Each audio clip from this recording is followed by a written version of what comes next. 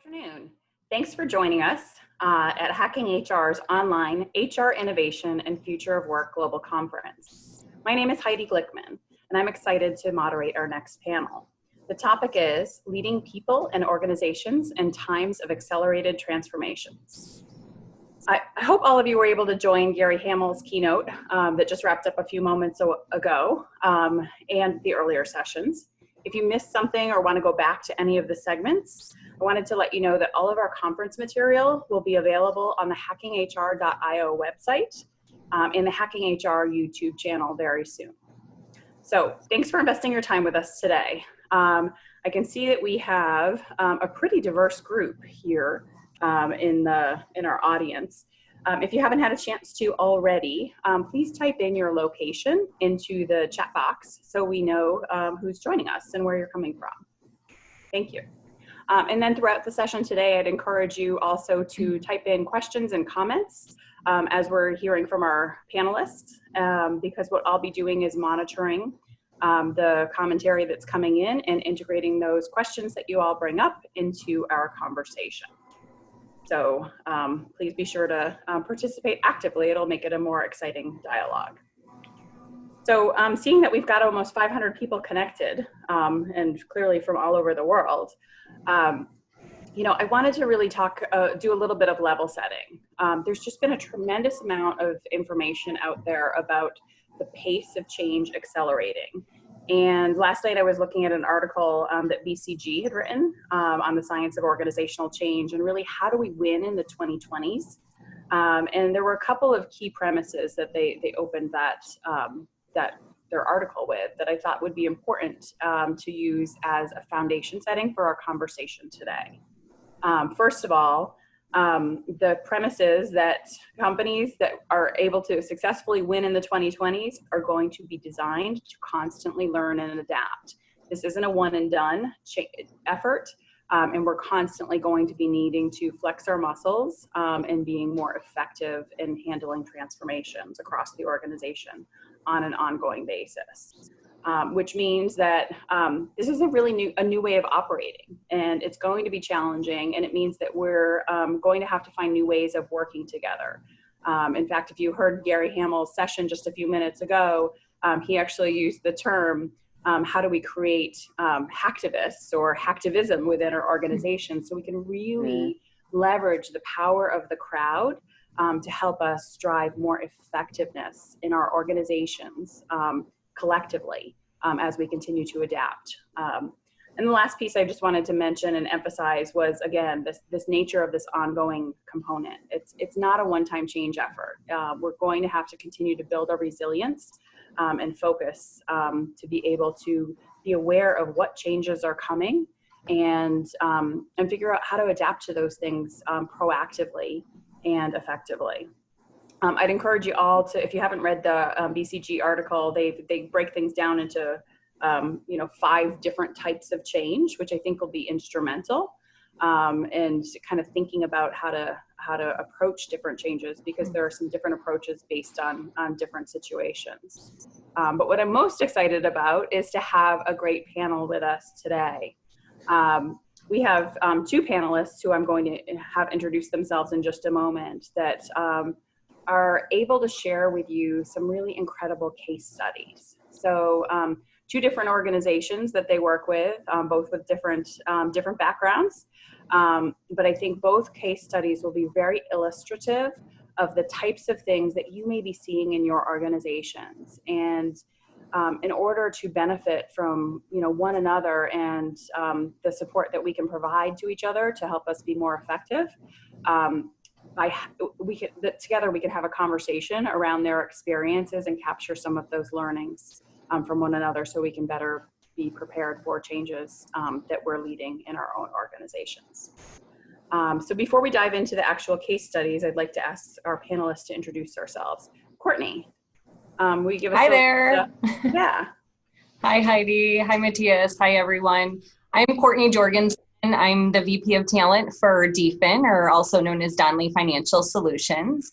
I've been here for about a year, and this is really a new role that was created, essentially to be responsible for recruiting, leadership and learning and development, succession and performance, so more of the centers of excellence as we continue into what I would call our next chapter at DFIN, which I look forward to sharing more about the organization in a few. Wonderful, thank you. Matthias? Yeah, hi, Heidi, hi, Courtney. Great that you're having me today. I'm within Siemens, the VP of Siemens Leadership Excellence.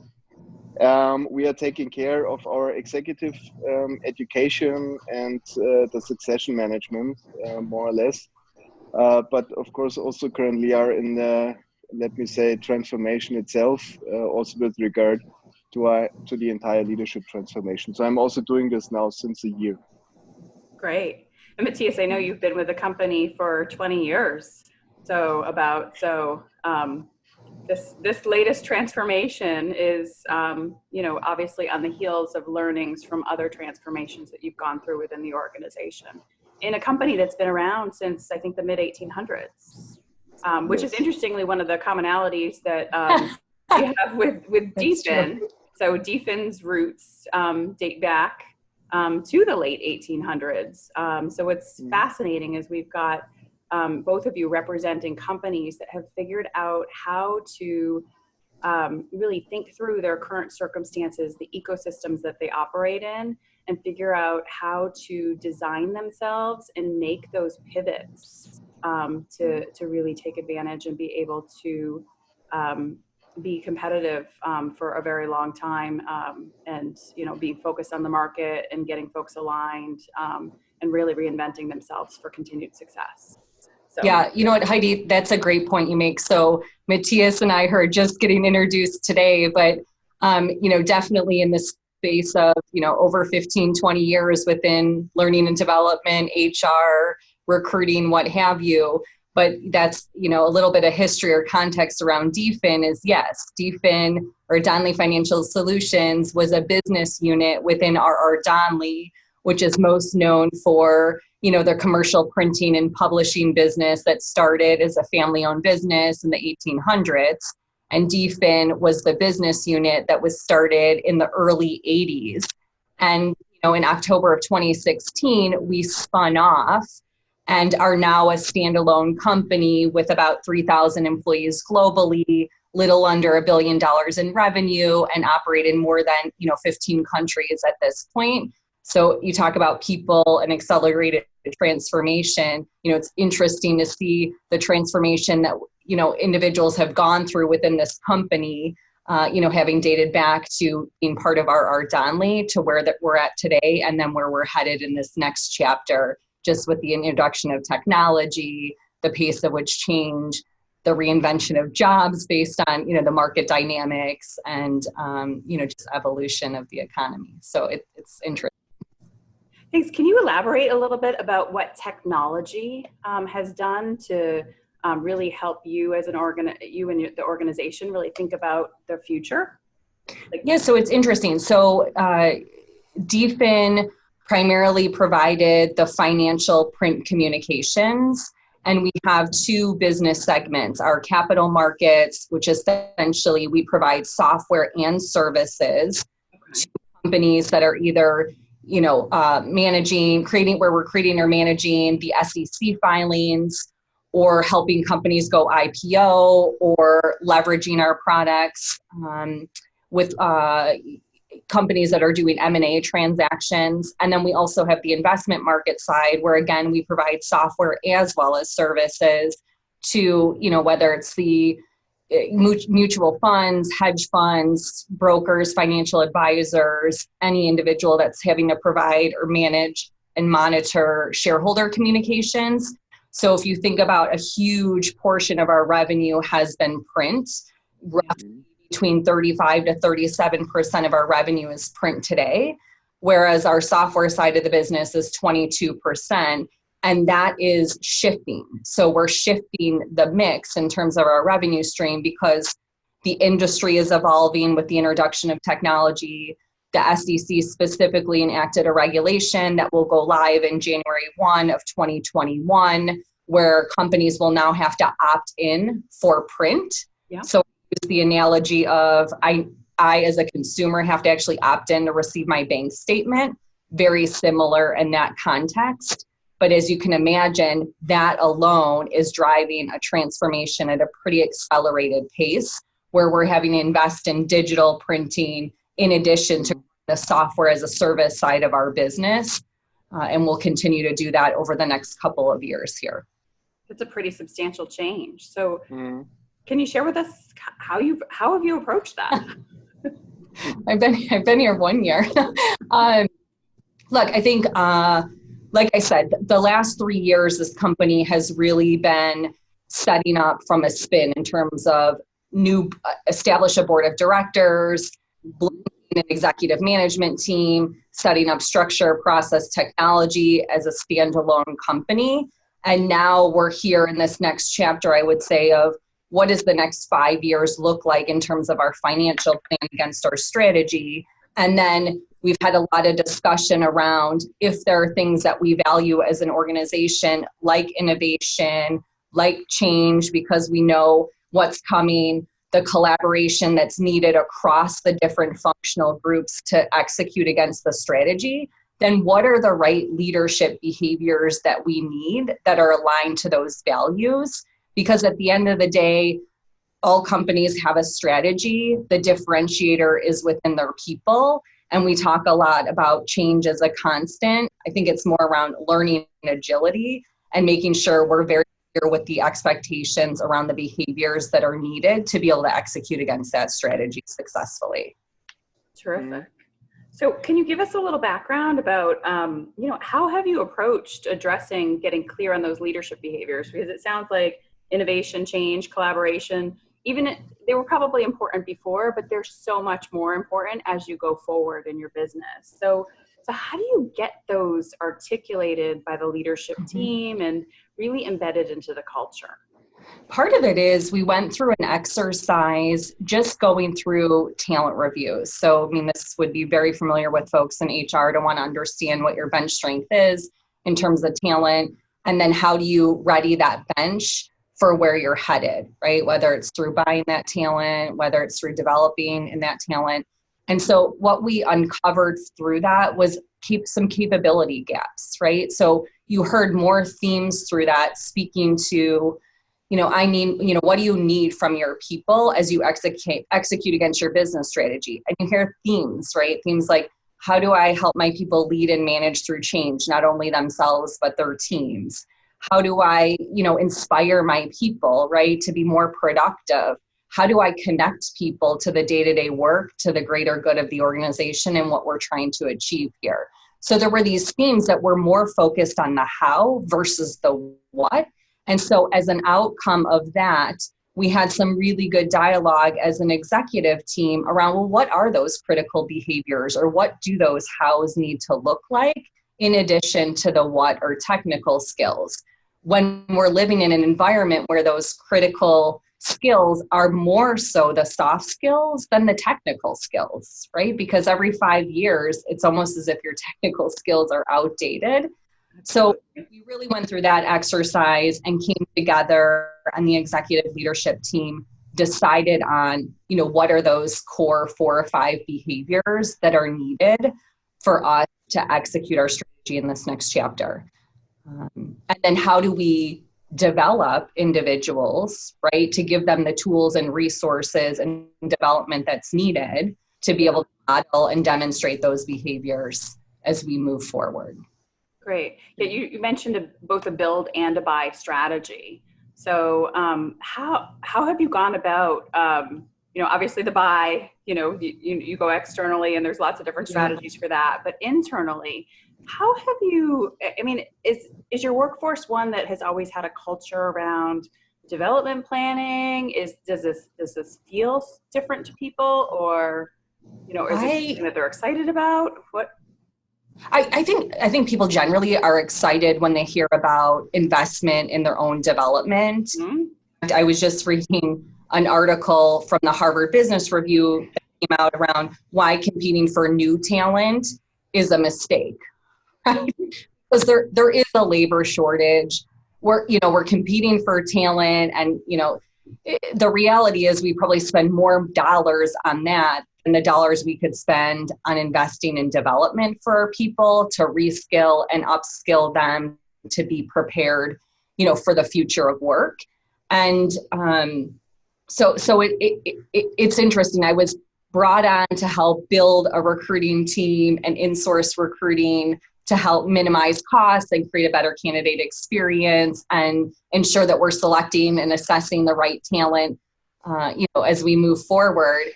But then on the flip side, there's also a lot that we can be doing in terms of development of our people, because you will find that there's a good significant amount of tenure in parts of our organization. And what people really value today is development.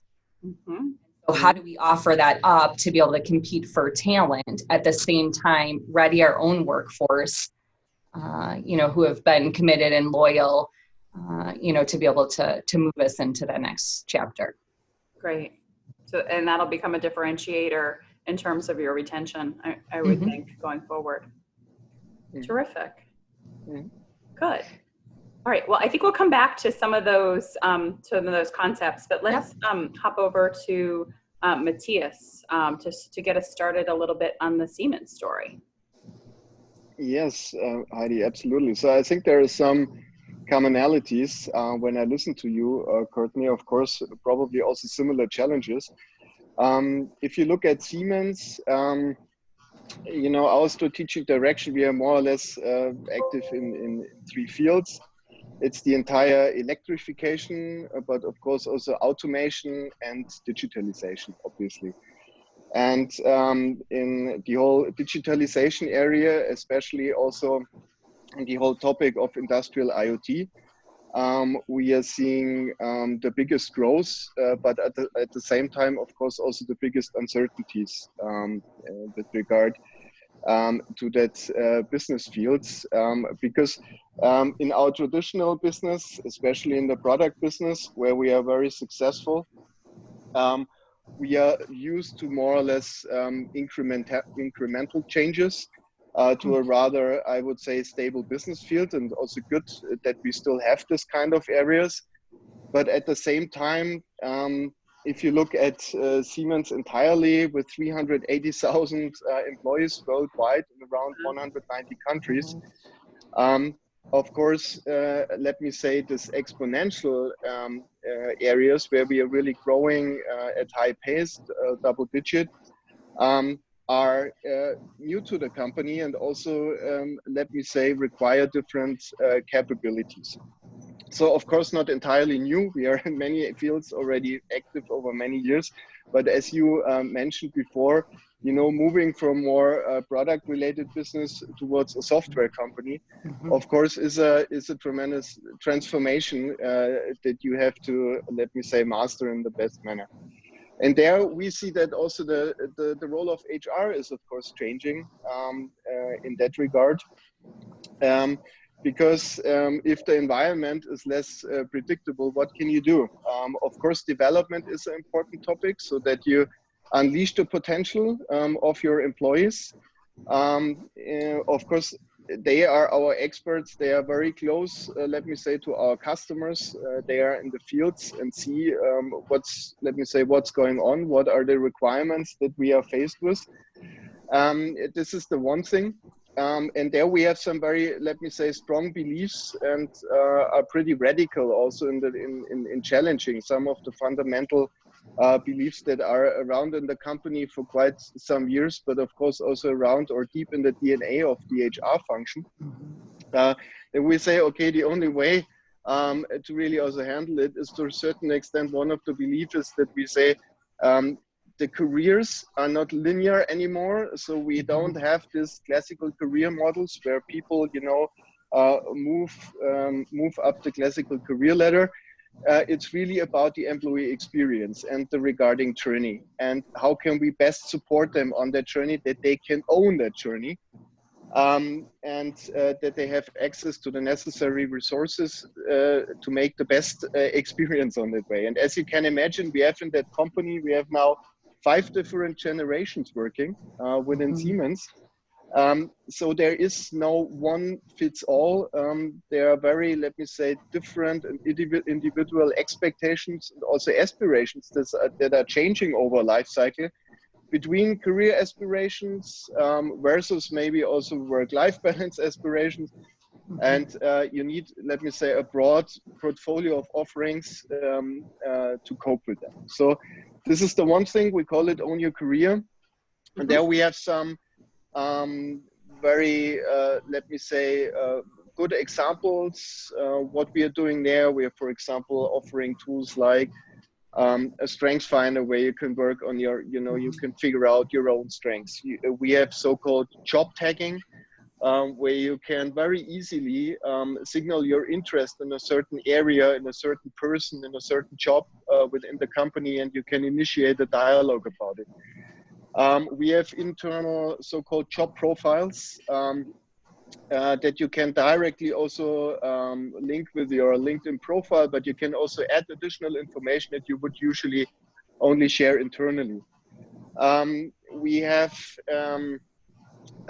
different measures in place, for example, also mentoring, shadowing. So all kind of, let me say, offerings that support our workers, our employees, that they can own their career, that they can take it in their own hands. So I think this is very one, let me say, important measure with regard to the changes that we see from digitalization, that we get more flexible on that ones. And of course, as you say, continuous learning is a must. It's when we look at the halftime of knowledge in the market and the rapid developments, and we also don't know exactly what will be, the future skills and the future competencies. So it's really about fostering a culture that helps with this so-called learning agility. Yeah, that people are able, that they have the access to the necessary resources, and that they can find what they need to do a better job. Yeah? And therefore, we have, for example, tools like a learning experience platform that we are setting up, where also where our experts can actively contribute. They can help with the curation of content. They can, with all the mechanisms that you have usually on such a platform, they can get very interactive and share their knowledge within the company, but also find what they need to do a better job. And so with these examples, I can move on. Yeah, actually, can we pause for a moment? There are a couple of questions that came up about the job tagging. Yeah. So I wanted to spend a little bit more time there because there were questions on job tagging, and then we'll come back to you, Courtney, on soft skills. Okay. But, how does the job tagging actually work, Matthias? I was chatting this morning. I was listening to one of the breakouts, and there was a woman from Microsoft talking about how they use LinkedIn, where they own LinkedIn. So they have their own version of LinkedIn internally to create a marketplace for talent to help people connect capabilities and skill sets and interests with opportunities. So it's essentially a matching sort of platform. Can you tell, does job tagging work that way? Or how, if I were an employee of Siemens, how would I use that tool? Yeah, it's more or less both ways. So the one thing is that you can really find, as a kind of job platform, you can find the available jobs there.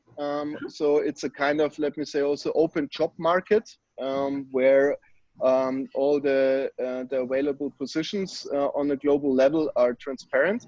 But the idea is actually another one, so that you can really actively also tag yourself on a certain position, or maybe with regards to a certain area where you're really where you are interested in, where you could imagine to work in. Yeah, and then you can start a dialogue.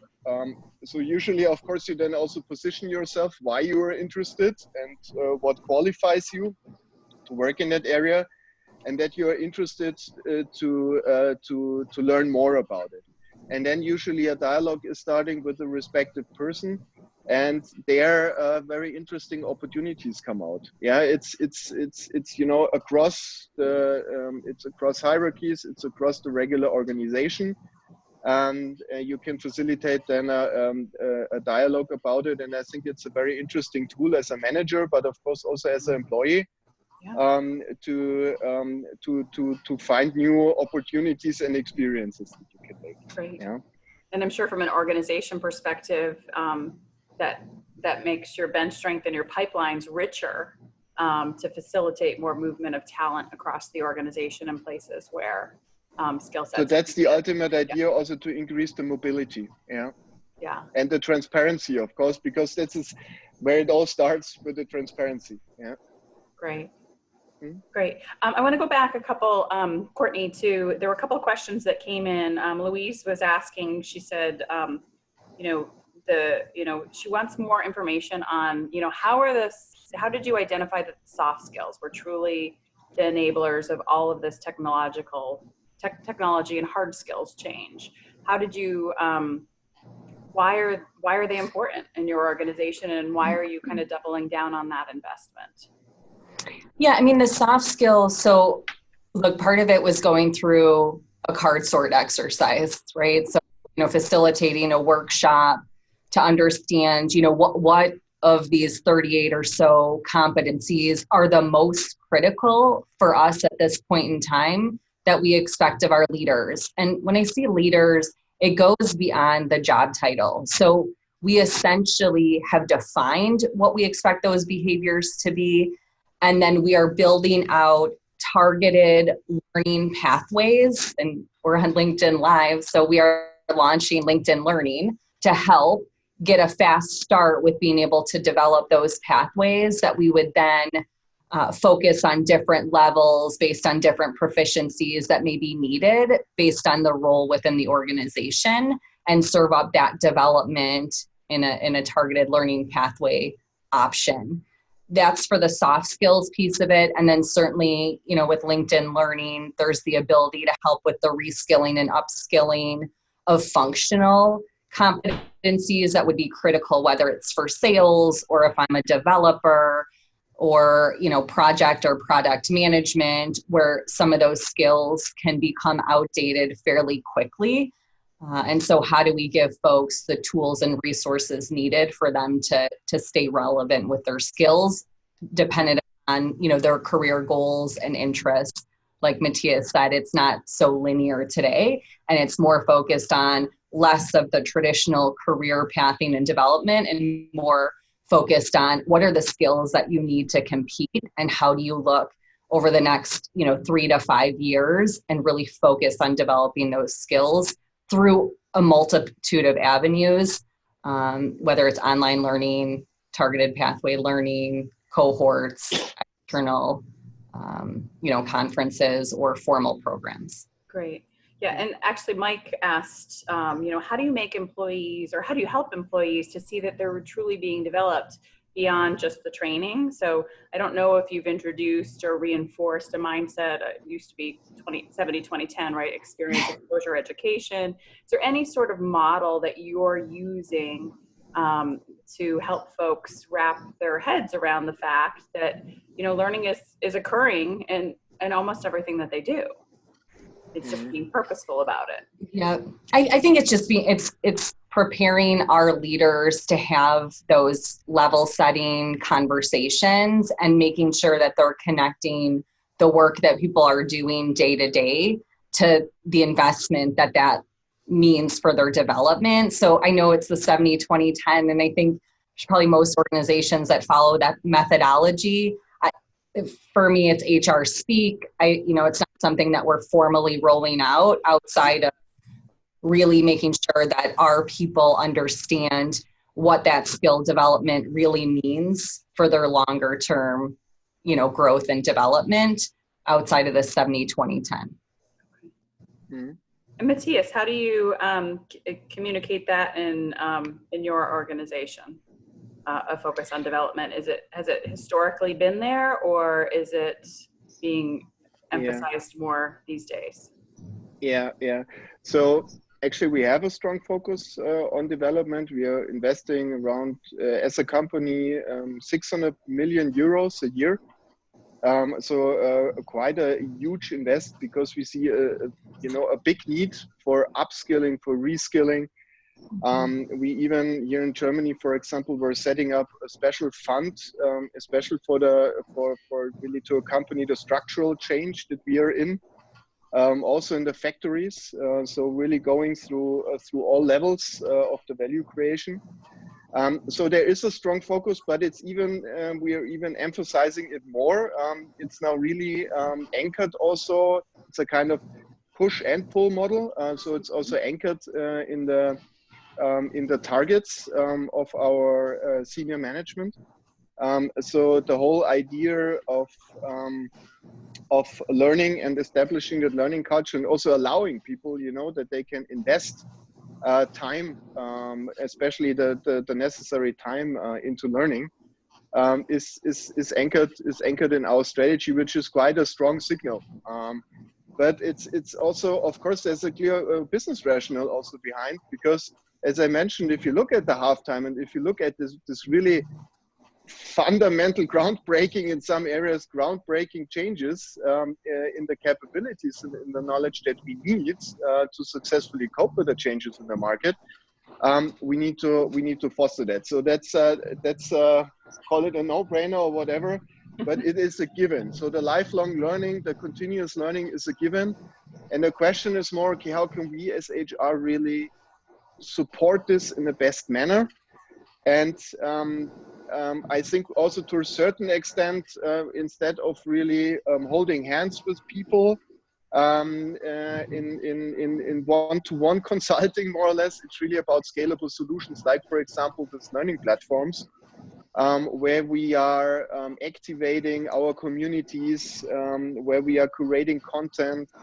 And there also the role of HR is changing very much. It's a nice example also how the capabilities within HR need to change, because all of a sudden you're talking about content curation, you're talking about experience design, because these platforms, if they are not attractive, people will probably not care.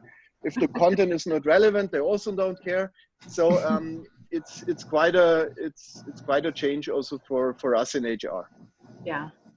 Yeah, creating those sorts of platforms to facilitate those dialogues in the learning versus exactly. And at the same time, of course, we also had what Courtney mentioned, also functional programs, our leadership programs, more extensive one, where we really also foster the network and the exchange amongst our people, and really try to foster the behavioral change. So of course, also this is an important topic, but to do that at scale is of course challenging. If you want to really build skills and capabilities at scale, then you need to find different solutions. Good. Christina asked about line managers. So we've talked a little bit about the role of the manager in this process, but Christina specifically wanted to know, how do you get line managers comfortable with letting their people move on? So it comes back to that age-old discussion on, hoarding talent versus being when I was at Walmart years ago, we used to measure, were you a net exporter or importer of talent, to really see if, you were supporting the broader organization and developing great people and enabling them to go off and do different things. How do you work on the mindset in your organization of managers to get them comfortable with helping their people develop and move on? Is there a specific element of your culture that supports that, or has it been an effort that you've had to invest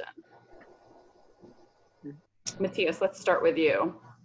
How comfortable are managers, especially line managers, in supporting their best talent and moving on to do other things? Of course, this is a tricky topic, but I think one of our beliefs is actually at the very as a very first, let me say, also step towards a different understanding of leadership, is to let go of that idea of the perfect leader.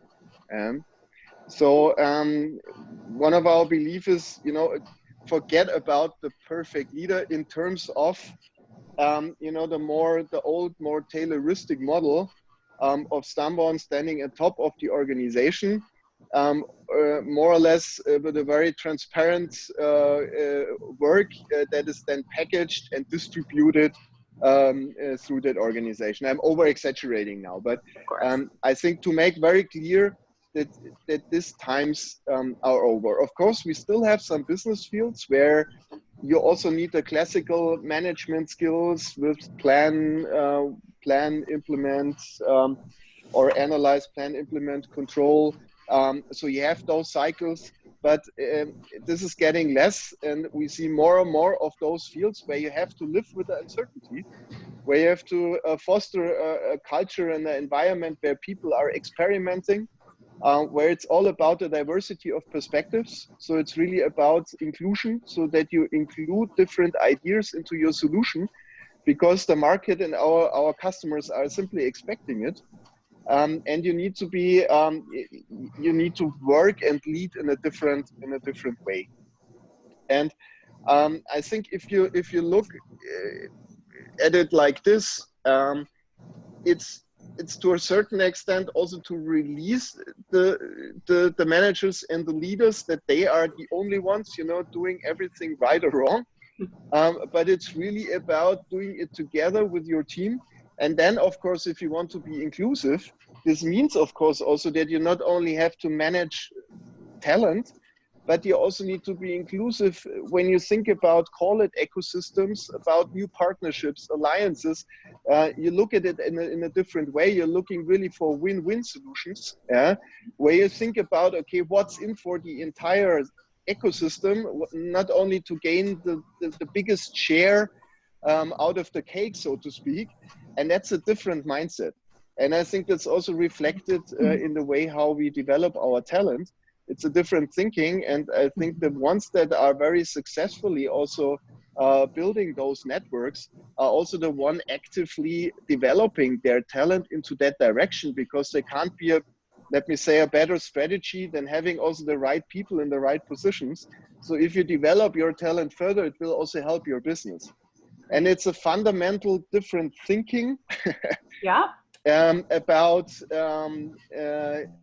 letting go to a certain extent, but to the good, not in a naive way, but really in a strategic way. Yeah. And this is what we would like to, that it's a strategic lever and not something to defend, so to speak.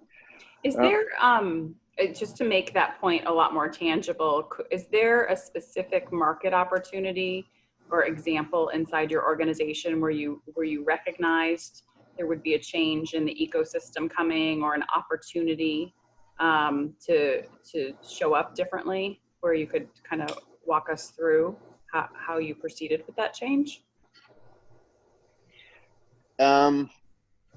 So a concrete example, you mean how we're doing that?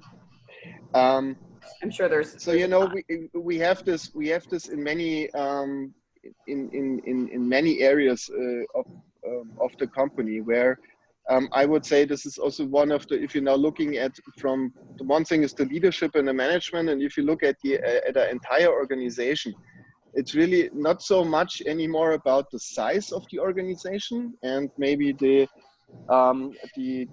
barrier of entry that you create to a market because of sheer size. Yeah. It's really about the adaptability of the organization. So how fast can you adapt to the changes in the market? And size can stand in the way. Sometimes it can also help, but you have to play that in a very clever way. And we have a lot of examples in the company where we are experimenting with hybrid organizational models. We have the ones where we are more or less, when we, for example, acquire other companies, a company like Mendix, for example, or also other examples. The question is, are you really, integrating it into the Siemens organization, or do you leave it more or less?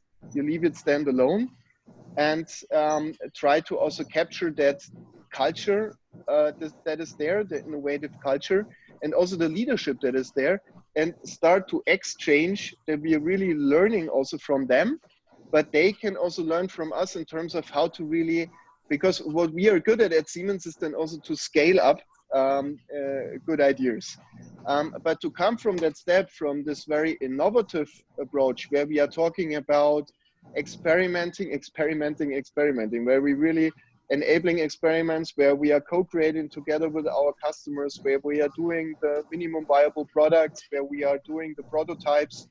And then the moment of truth comes where you say, okay, now we want to scale it. And there you again need also different capabilities. And I think there we have different models. I think there is no one size fits all model, but our leaders need a broader range and a perspective on the market. What is possible? What are the different possibilities that I can go for? And then to decide consciously where am I, and what is now the best option to follow.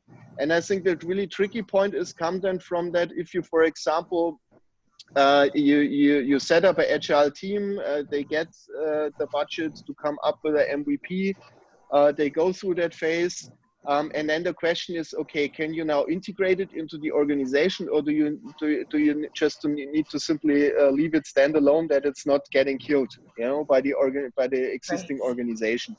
And that's a tricky point, and there you need the leaders, having then the right also overview and finding the right situational leadership, that they're doing the right thing. And we have a lot of those examples of hybrid organizational models, I call it. But I think there is no one size fits all. Okay. That's at least my perspective on it. Great. Thank you. I think that was a great example, because one of the things that helped illustrate was that,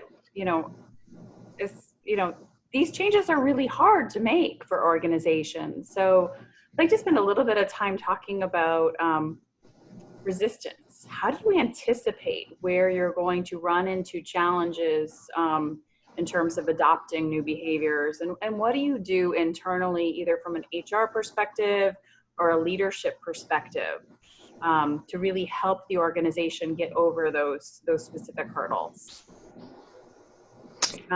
Courtney.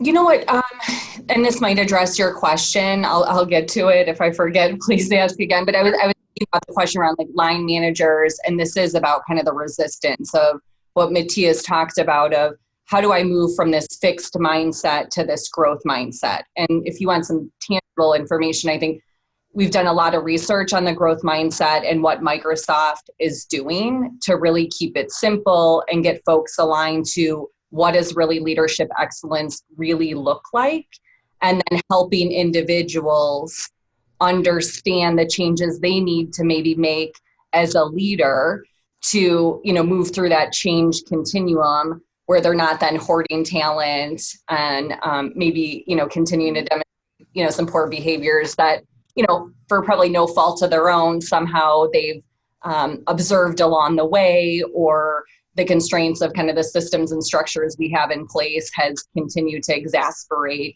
those issues. So, that's learning agility, I think, is the one piece that I hear more and more about when we think about behavior change. It's really about the skills of how do we teach people to learn, unlearn, and relearn fairly quickly in the environment that we're living in today. So, from a resistance perspective, I think it's only human nature to resist and deflect change, even if change is good. And sometimes I think the helping of painting the picture and really communicating, clarifying the whys around that change, get folks moving in the right direction to have that open growth mindset that's needed to change behaviors in themselves, and to be able to lead and help to change, behaviors in others.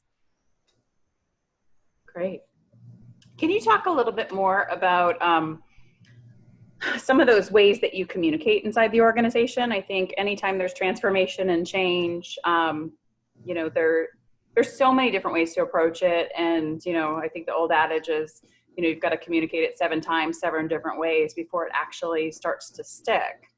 What are just, I mean, for the benefit of our audience, not that everything's one size fits all, but what are some tactics that you guys are using inside of your organizations to help provide clear messaging? I'm laughing because communication is one of those it comes up in every organization that I've worked in, where if you had to do a diagnostic around what are the cultural attributes or strengths of an organization that individuals want, and it's transparent, relevant communication, and it's timely, yet most would say, even at the executive level, but we are communicating and somehow it just is not resonating or sticking because it continues to come up as an area of opportunity.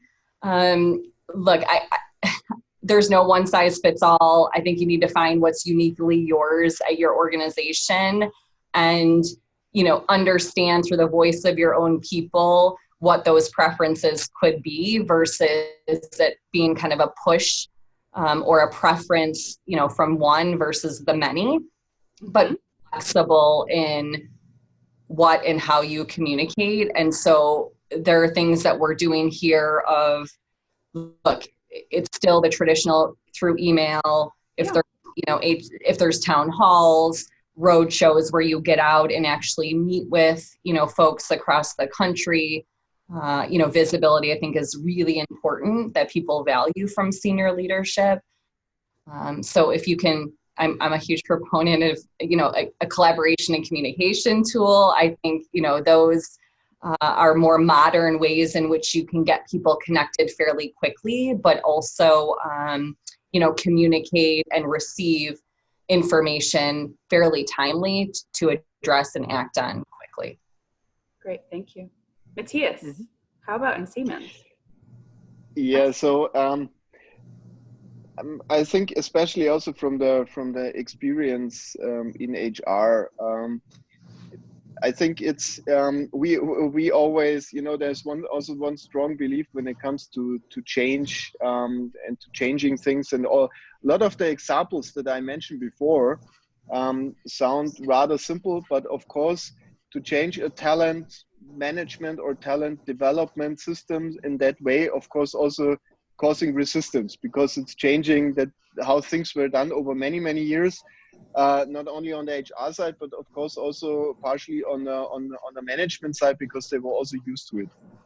And I think in the first step, it must really be logical, yeah.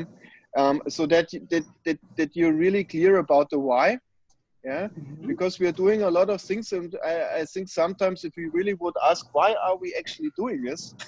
Is it just because the process is there? Or what is really the contribution to the business challenges that we see in the market? And if you really measure that very tough against that vision, then the one or the other aspect really needs to be questioned or at least challenged. Yeah. And I think in the first step, really be logical about why we need to change certain things before we jump already to solutions and conclusions. Then on the other hand side, also to be radical to a certain extent. I think some of the developments we see in the market and also the changes in business models and also complete new players that we see evolving probably also need more radical measures, how we look at talent, how we really, acquire the talents, how we attract them, how we develop them. So really also to listen very well and to understand their needs. Yeah. And then we call, we talking about design thinking and personas and so on. I think, yes, this is really important to understand what's it really about, what do people need. And then in the implementation also to be patient to a certain regard, because if there would be no resistance, then probably you're not pushing far enough. And so I think it's a good sign if there is resistance, but of course you need to then also in a constructive manner communicate very well, as Courtney is saying, and be supportive. But it's also not, let me say, this high-touch one-to-one solutions, but really think about scalable solutions. And there, the digitalization also of HR is, of course, a big driver and also causing us uncertainty. So it takes different capabilities also in HR, like I mentioned, experience design. Right. So if there is not a good experience, then people probably won't use certain tools. And in the meanwhile, what we are used from our private lives, we are usually also expecting in the corporate life. So I think this is the North Star that we need to hack, that we need to strive, and this is where the bar is. And of course, not always easy done, but sometimes we are also standing in our own way. So I think that's something to be also patient and in the implementation, and to again and again stick to the simple beliefs and messages that you would like to bring across, why you are doing it and why it is important. Fantastic. So I want to focus on one more key topic, because you know, in this fourth industrial revolution, technology, you know, is coming quickly. So much is developing rapidly. And in a lot of cases, people are fearful about what change that brings. But I think, you know, technology itself is neutral. And there's opportunities to capitalize on new technologies and analytics and ways of measuring things, or even bringing communities together, this conference, for example. Are there things that are recent developments, I'd say, over the past couple of years in your organizations that you found to be really instrumental in helping transformation and change to be adopted more effectively or more quickly? I would like to spend a little bit of time talking about any technology you're using, either for measurement or for outreach. We talked about learning experience platforms. Are there one or two things that each of you have run into in your organizations that you found to be really big differentiators in helping drive greater adoption in your workforce? Oof, I would love to crack the code on this one. You know, I think there's a multitude of technology that's out there that can help kind of enable your strategy, philosophy, the behaviors that you're trying to drive. I would say it's not as simple as there's like one solution fits all, and it's probably a combination of solutions. I think at the highest level, there needs to be great clarity around what the strategic priorities are and why. And if you can align folks to that common purpose, that's when you start to get folks moving in the right direction, I would say. And then I think the technology and the tools come secondarily. I'd like to say that, you know, it's about the behavior change first, and then how you enable that, you know, it is secondary to that piece. I think oftentimes I see, if we lead with technology, we often have to redesign or re-engineer our processes, or even change our philosophy to fit that solution. And I think that was years past. Yeah. And now I think we're thinking about it differently. Yeah. Mm-hmm. And Matthias? I can just build on what Courtney is saying. So it's really amazing what's currently happening in the whole HR tech market, more or less exploding, with solutions for all kind of possible challenges. But I absolutely agree with what Courtney is saying. I think there are some of the big players around, and I think you need to incorporate that in the modern HR environment. But still, you probably won't make the transformation just simply by implementing a tool. Right. So that's now not a big news, but still sometimes I have the impression that there is the hope or that the belief that you can do that, and that probably won't work. So you really need to be clear from a strategic standpoint. Okay, what is it what we are heading to? What are the required behaviors? And this is, I think, also an important process, that you really redefine behaviors leading to success.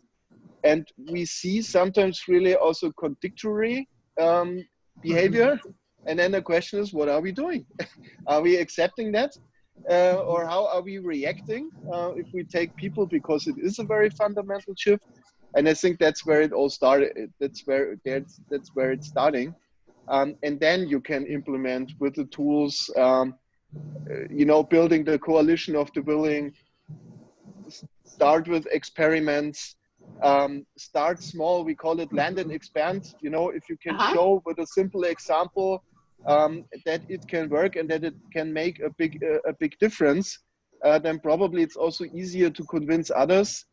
And I think the cases where we have pure top-down driven change initiatives, this is really getting less. But even more, you need to be very clear what are the, let me say, 1-2 points where we then also need the push from the top and the pull from the communities.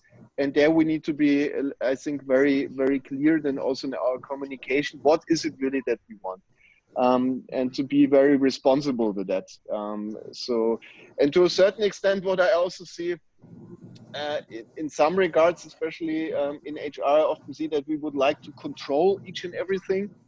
I think in certain areas, if you really want to try new ways, and that's what I meant with land and expand, sometimes maybe in a region to start small, start an experiment, try it out if it's really working with a focus group, and then scale from there, instead of designing for months new processes and tools, and then realize when you start the rollout, we forgot to really ask the users, and we have a lousy user experience. So I think this is actually, it sounds so simple, but obviously it's forgotten sometimes on the way. And I think there's then also a leadership task or a management task to again and again also ask those questions and to see that we are on the right track there. Great. Thank you, Matthias. So let's actually, I imagine many of the folks on this call today are anticipating big changes in their own organizations, or are seeing around the corners and know that something will be coming their way. I guess if you, based on the experiences you've had in your organizations, what would you recommend to someone who's really just starting to prepare their organization to make some big changes? Are there certain resources or certain approaches that you'd recommend based on your experiences to date? I have to think about that for a moment. I think it'll be unique based on the situation that you're in, right? So I think you have to start small, bite-sized chunks. Don't try to boil the ocean. Yeah. If you have too many priorities and you're focused on too many things, I don't think you achieve the results that you desire. So if you can keep it narrow and focused and iterative, I think that's where you'll make the greatest progress. And I think from a resources perspective, I think, look, we live in this information age. We've got clearly a great network that's even on here today that you can leverage those resources at different moments in time and pull from your network or just the free, resources that exist out there to help facilitate what you're trying to accomplish in that moment, at that stage in life of the organization, or in the change cycle that they're going through. So use Google or call a friend. I like to think, yes, I'm a cross-pollinator, so yes. I usually leverage my network. I do too. Matthias, from your perspective, I know you've shared some great examples. Is there one other thing that you'd like to add as a recommendation? Yeah. So for sure, we also probably don't have the silver bullet, but I think also what Courtney is saying, what I experience in quite some cases, before you really start reinventing things, also go and ask, look what's already there. Of course, in a company like Siemens, you can imagine that there are lots of, let me say, clever people around working on similar topics. And we are really trying to also build that communities and share actively with them. And usually if you contribute, then also something is coming back. So it's a lot about also trust in that regard. So as simple as it sounds, but if people are not trusting, they will probably also not share. For most of the challenges, there are already solutions out there in the market. It would really surprise me if you completely reinvent something. But of course, if you're not talking about it and if you're also not asking other people, and we have in the meanwhile, we have all the possibilities, then you will probably also not get the new ideas or the fresh ideas that you need. And it's really then also about listening. So if you take serious what's there, it's sometimes also, you have still this headquarter, regional thinking and so on. Really go there, listen, and come across with an honest interest that you would really like to understand the problem. And I think those are some of the very simple things. But I think then also good experiments can work, and sometimes with very little money or in small groups, magical things can happen. Yeah, but this is probably not something that you define for months in a corporate program. This is something that is happening with the sharing of perspectives, and I think that's what I would say. After all, all the things that we mentioned already, really go out and ask before you jump already into our own solution. Look what's there, leverage what's there, inside, outside, and together those ideas. I think that helps a lot. Matthias, that's a great point, Heidi. Resources. So just like tapping into your internal organization. Look, we're living in the gig economy, and almost everyone, it seems, has a side gig. And so I think there's so much untapped potential within the organization and within people. And so creating, to Matthias, communities, right, where they can be part of the transformation, and likely will come with, right, the ideas and the skills that you can tap into to move the organization forward fairly quickly. Terrific. Thank you.